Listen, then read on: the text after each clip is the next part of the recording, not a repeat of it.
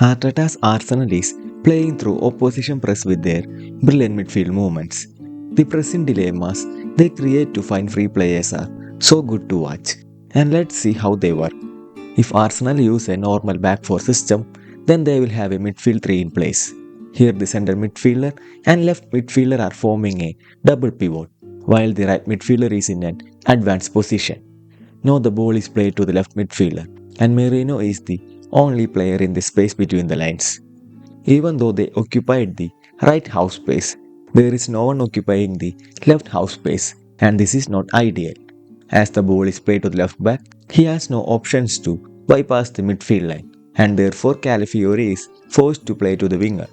Without any progression options, the winger drives back, and we can see how Arsenal is not in an ideal attacking shape. The winger recognized the vacant half space and moved there.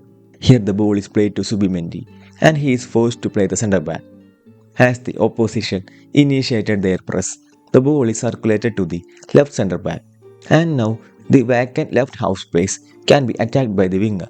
This forced the opposition defensive midfielder to move wide and cancel out this option. As of now, the opposition has crowded the ball side, and Arsenal is in their ideal shape.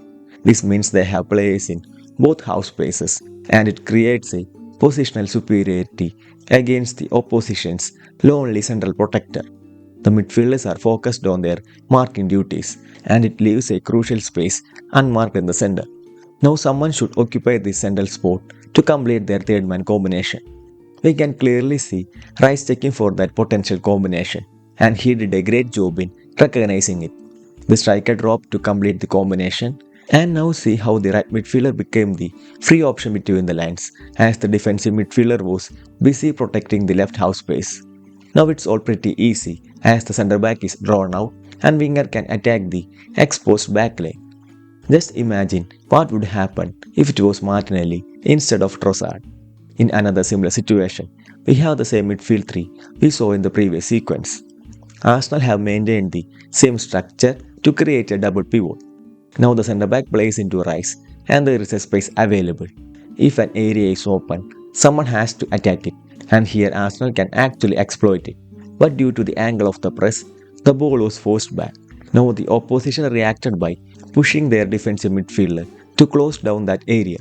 The keeper plays the right centre back, and the opposition triggered their press. Now the centre midfielder is a potential free option behind the forward line, and the opposition has to push someone to close him down. But this will open the other half space. So Arsenal has created a pressing dilemma here. The opposition decides to trap them wide, and the midfielder follows it. Now Rice is totally free, and he was played using a brilliant third man combination.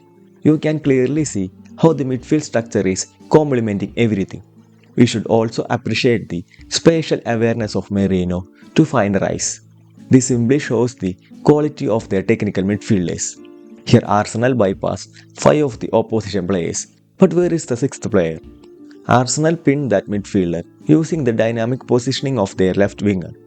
Now Rice can drive forward and attack the vulnerable backlane with a well-defined attacking structure.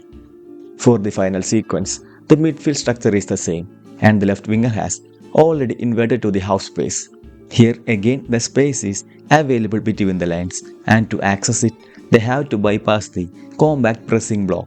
So Arsenal moved the ball to stretch the opposition, and Merino starts his movement to attack the space. Similar to the previous sequences, Arsenal is maintaining a double pivot for balance, while the third midfielder is allowed to roam around. Even though Merino attacked it, he was closed down by a centre back. As of now, Arsenal is denied 2 of their penetrative options.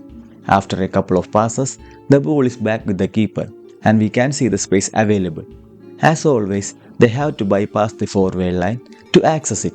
The keeper plays the left centre back, and there is an intention to attack the half space. But here, all of a sudden, the winger made an unexpected movement to attack another vacated area. Meanwhile, the centre midfielder moved high, and it created that pressing dilemma for the defensive midfielder. It forced a world-class player like Rodri to make a bad decision, and it resulted in double marking Subimendi. Now the left winger was played, and he could have easily driven forward and even made use of Merino in the pocket. But he was a bit clumsy, and they couldn't utilize the penetration opportunity. So I think it's clear how Arsenal use clever midfield movements to break opposition press. And actually there is a lot more to discuss about it.